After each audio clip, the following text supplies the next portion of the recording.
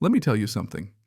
There's nothing quite like coming home after a brutal 12-hour shift at a chemical plant, dreaming about a cold beer and a quiet evening, only to find a whole parade of SUVs blocking your driveway, strangers splashing in your pool, and your neighbor, let's call her Bethany, standing at your pool gate with a cash box handing out laminated business cards like she's the queen of Sunset Meadows Water Resort. Yeah, that happened. And I know it sounds nuts, but stick around because this story, it gets a whole lot wilder. See, this isn't one of those neighbor borrowed my lawnmower and never returned it deals. This is my own private $40,000 pool. One I'm still paying off, by the way, turned into a money printing machine for Bethany while I'm busting my hump at work. She made $200 in 3 months, charging folks $85 a head to swim in my pool. My pool. And I didn't see a dime.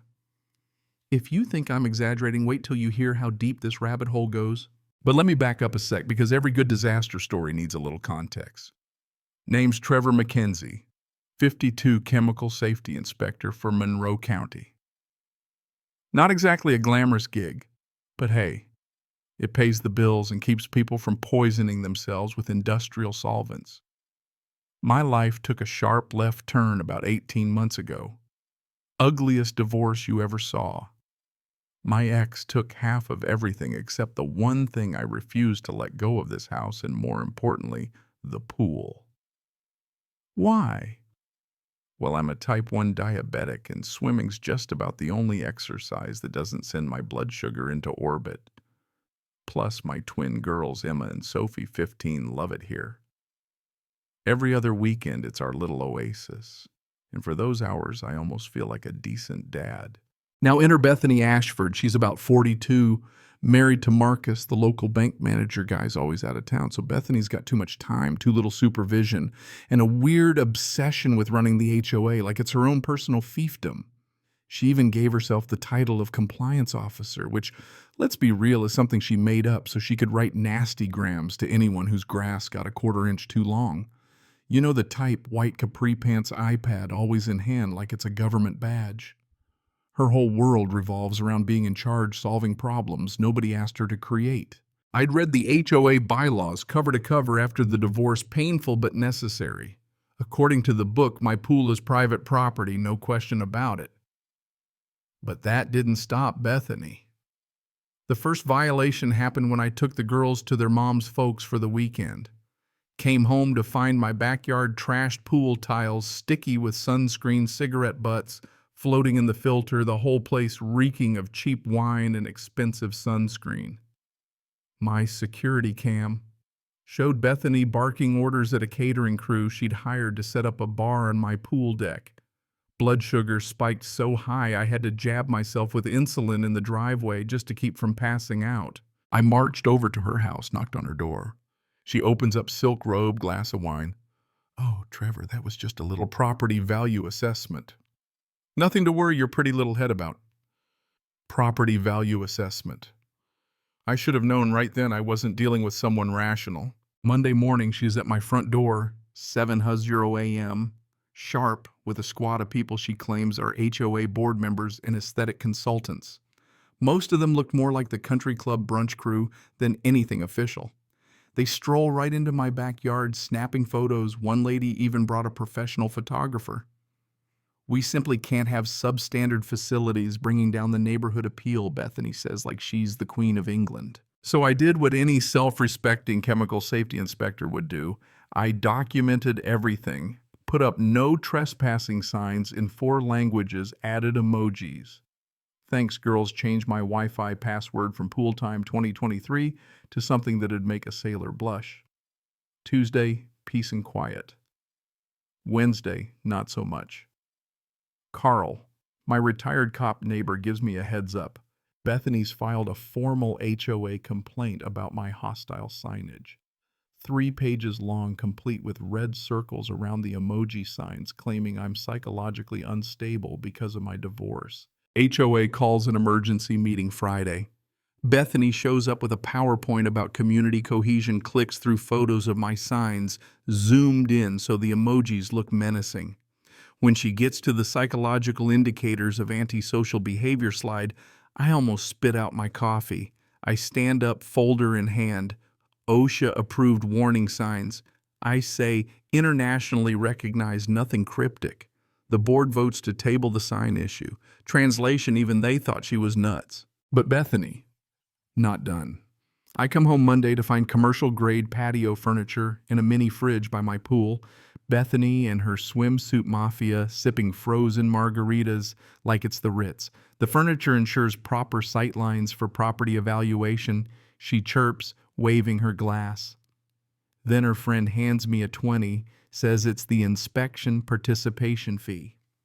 That's when it hits me. She's charging people to use my pool, calling it an HOA inspection. That night I drag every chair and umbrella into my garage. Bethany's back in the morning with bolt cutters. Yeah, actual bolt cutters. Her nail tech dips a finger in my pool to test the chemistry. I realize then documentation isn't enough. I need real security. So I call Jake, my security guy from the chemical plants.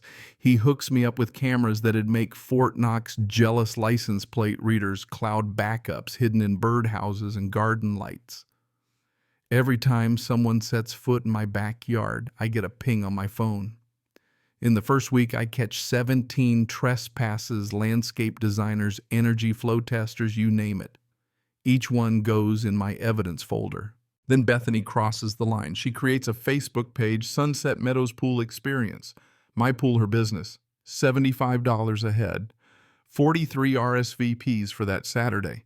I do the math, over $3,000 for one afternoon on my property. People ask about parking towels even if the estate provides drinks. My house is a 3-bedroom, not Downton Abbey. Saturday comes, cars lined up for blocks, a sea of strangers trooping through my backyard. My pool's overrun, pump grinding, water level dropping. Then disaster strikes. An older lady slips on the wet deck, splits her head. Ambulance comes, drains the pool, 12 stitches, concussion check. Paramedic tells me to call my insurance. That's when it clicks. If she sues, I'm toast because it's a commercial event I never authorized. That night, my ex calls. Trevor, what's going on? Emma and Sophie's friends are making fun of them at school about your pool party disaster. Try explaining that your HOA neighbor turned your backyard into a business without your permission. It sounds crazy, even when it's true.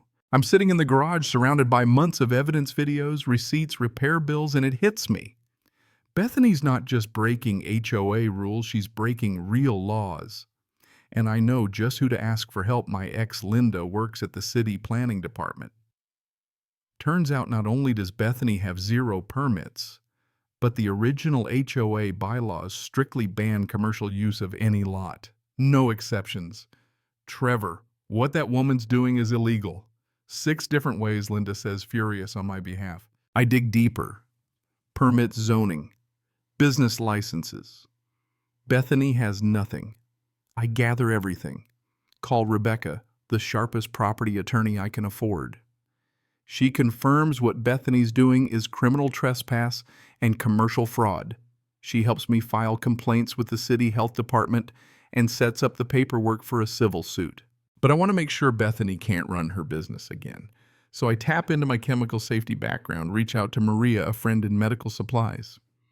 She hooks me up with a food-safe dye that stains skin purple for 2 weeks, totally harmless but impossible to miss. I rig my pool's chemical system. If anyone triggers the sensors, the dye gets released and every trespasser leaves marked like a grape.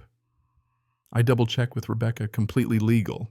Think of it like a more colorful bank dye pack, she laughs. Saturday rolls around. Bethany's got another grand pool experience planned, $85 a head, this time 56 RSVPs. I set up my cameras. Carl's on standby across the street.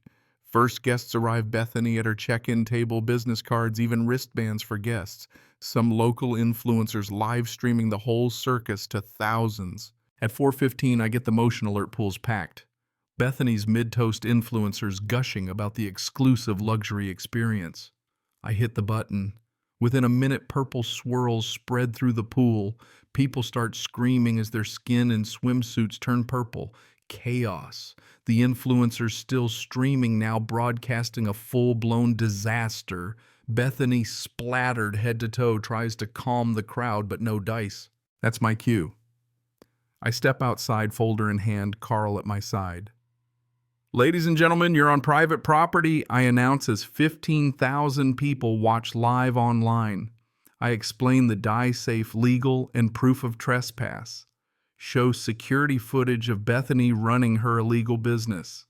Then Deputy Martinez shows up, sees the carnage, takes my evidence. Bethany tries to bluff. I'm the HOA compliance officer. Martinez doesn't even blink. Ma'am, there's no such position, and charging money for parties isn't an inspection. Bethany's arrested on the spot. Purple handprints all over the squad car. The live stream goes viral. HOAKaren trends nationwide. Bethany gets charged with trespassing, operating a business without a license, impersonating a government official. My attorney wins the civil case. Bethany pays for repairs, damages, legal fees, and gets slapped with a restraining order. Her husband transfers to North Carolina. The HOA boots the whole board and rewrites the bylaws to make sure nobody ever pulls this kind of stunt again. But the best part, the neighborhood rallies. Turns out 8 other families had their own Bethany horror stories. We start a real neighborhood watch, set up a community pool fund, do things the right way. I teach water safety and property rights workshops, use my background for something good. Emma and Sophie are proud again, not embarrassed. And me. My blood sugar's finally back under control. 6 months after Purple Poolgate, a documentary filmmaker calls, wants to feature the story. Maybe I'll do it, maybe I won't. But here's what I want to ask you. What would you do if your neighbor turned your backyard into their personal business? Drop a comment below, share your wildest HOA stories. I read every one. And if you're tired of petty tyrants trying to run your life, stick around. Next time I'll tell you how my neighbor tried to steal my parking spot and ended up losing her car instead.